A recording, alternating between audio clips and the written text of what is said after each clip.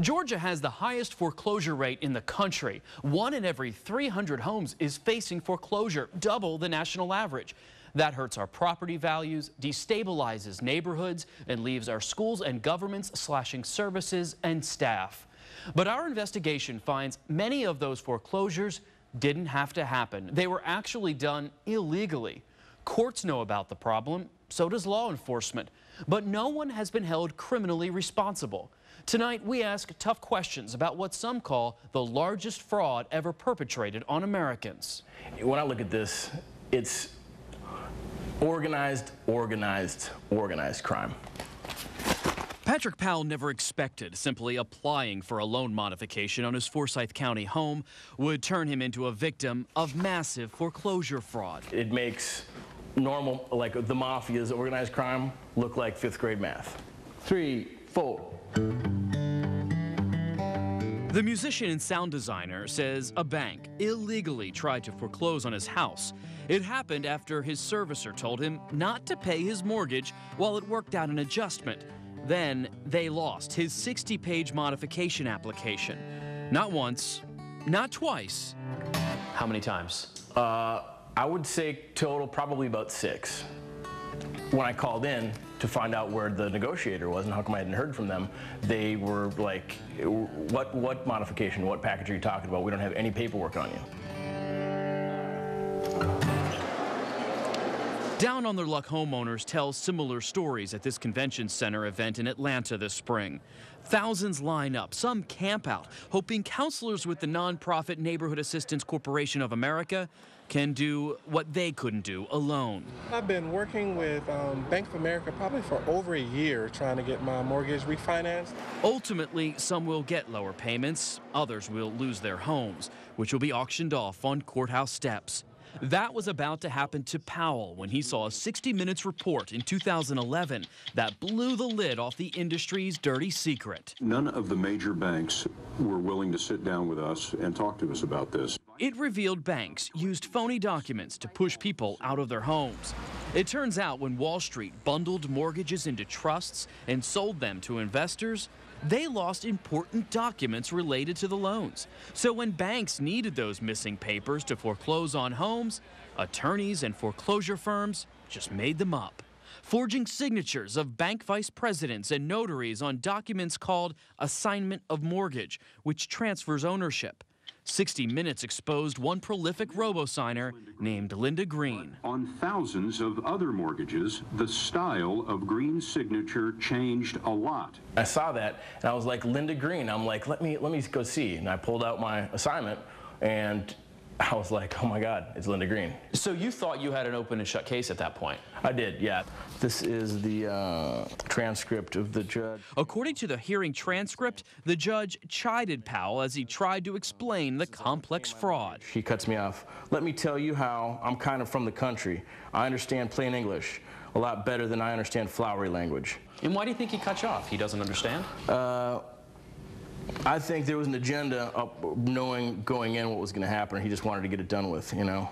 In Georgia, they've largely ignored the problem and rubber-stamped anything that the banks want. Paula Rush, an auditor and expert in the field, spoke to us over Skype from her home in Florida. She says banks are using the phony documents to orchestrate a much more sinister fraud. She says the servicer never intended to modify Powell's mortgage and just dragged him along. The reason? Rush says investors who bought the trust that included Powell's mortgage also bought insurance that pays out if the loans default. Well, what I see over and over again in the monthly investor reports is that the loan trust that have a lot of insurances on them, there's no loan modifications being done. In the loan trust that have no insurances left in them, whether they're exhausted or they weren't there to begin with, they're doing lots of loan modifications. They're lying to the homeowner that they even stand a chance at getting a loan modification. It's a racket. It all boils down to money. Ann Batt runs Operation Restoration, a grassroots group which helps homeowners fight illegal foreclosure. People have been blamed for not making their payments, but they are in a vicious cycle. She says Georgia judges and court clerks who accept the forged papers only perpetuate the problem. If there was anything proactive on their part, they'd be able to stop a lot of this. Salem, Massachusetts, the harbor town known for its colonial-era witch hunts, is now getting a reputation for hunting out foreclosure fraud. The Register of Deeds here in Salem is among the first in the nation to expose the magnitude of the problem. He's now challenging the nation's biggest banks and calling for their executives to be criminally investigated. Talk to me about what you have here. This is approximately 38,000 documents that have been recorded in this registry that contain fraudulent robo-signed signatures. This is the evidence. John O'Brien's registry holds deeds dating back to land deals with the Indians in the 1600s. He says those are more accurate than many of the documents banks send today.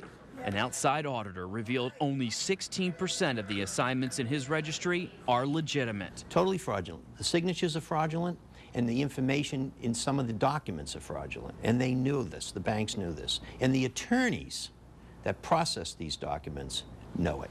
He found many different robo-signers apparently penned the same name. Look at all the different versions of Linda Green and Brian Bly. I can't look people in the eye any longer and tell them who really owns their mortgage, because their mortgage has been sold so many times. So who owns your mortgage? I wish I know the answer. One of those homeowners is Senka Huskic. She says Bank of America gave her the runaround in modifying her loan, then tried to foreclose using a phony assignment. She fought it and hasn't made a payment on her Peabody, Massachusetts home in nearly 2 years. Why do you think the bank hasn't come after you and foreclosed on your property? I think they're not coming after me because they know that I am ready to sue them for wrongful foreclosure. You see, only the mortgage owner can foreclose, and since the bank made such a mess of the paperwork and the mortgage has been resold so many times, no one has been able to prove who owns her note. People are going to say maybe you're part of the problem by not paying your mortgage, and whatever happens, you deserve. Okay, but I will ask all of these who will say that, like, if I show to you that your bank is fraudulently taking your payments because they don't own your mortgage, would you still continue to pay? For me, you are a fool if you do that. 3, 4. O'Brien says his office no longer accepts assignments completed by known robo-signers. His staff returns them to the bank with an affidavit asking bank officials to swear to their authenticity. He says no bank has ever done so. You are the David going after the Goliath. Well, perhaps I am, but what I am is somebody who's elected doing his job, and I suspect that the taxpayers in your state want your registers of deeds to do the same thing. It's very simple. But we found Georgia officials aren't as willing to crack down on the fraud. Mr. O'Brien's a smart man. Kathleen Robinson is Fulton County's clerk of Superior Court, Georgia's version of the Register of Deeds. She says it's not her responsibility to make sure the documents are authentic. Her job is just to file them. How big of a problem would it be for your staff to start looking at the signatures and comparing them to lists of known robo-signers? It would be a major. We have been cut. Our budget has been cut. We're working on limited staff. In February, the nation's 5 largest banks reached a $25 billion settlement with the feds and 49 states. The banks include Wells Fargo, Bank of America, GMAC Ally Bank, Citi, and Chase. But it appears banks are still filing fraudulent assignments. This came in. Not only was it signed by Brian Bly as vice president of Citi Financial Mortgage Company. The Register of Deeds in Massachusetts showed us one he received this summer. I truly, truly believe this. They know exactly what they did. They sit there and say, we're too big to fail. Well, they're not too big to go to jail. You're placing everything on the criminal side. The civil side has recourse. Georgia Attorney General Sam Olens signed the major settlement that netted Georgia $100 million. He also pushed through a new law that gives him and county district attorneys power to criminally prosecute foreclosure fraud. We fully expect that this new legislation, which just became effective in July, will have that same effect, that we'll see a significant reduction, we meaning both the district attorneys and us, because as those individuals understand they can be prosecuted, they're going to follow the law. Olens says the law only allows him to prosecute crimes that happened after July 1st of this year. Some argue he could do more. If we get an investigation that shows fraud June 1, the law wasn't in effect and we can't prosecute. But it's always been illegal to submit false documents. True. But isn't that what the banks did? Look, it's much more complicated than that. When you're dealing with the foreclosure process, most of the time the documents weren't being changed in the state. Patrick Powell's assignment was signed in Georgia, along with untold thousands of others, likely inside this office in Alpharetta. I would love to see them go to jail. He's now suing American Mortgage Services and Deutsche Bank, if for nothing else, he says, to hold them accountable, since police and prosecutors haven't. Let's figure this out in court. I don't want to hear your servicer, your negotiator. I want a court of law to tell me that this is right, and then I'll do whatever they ask me to do.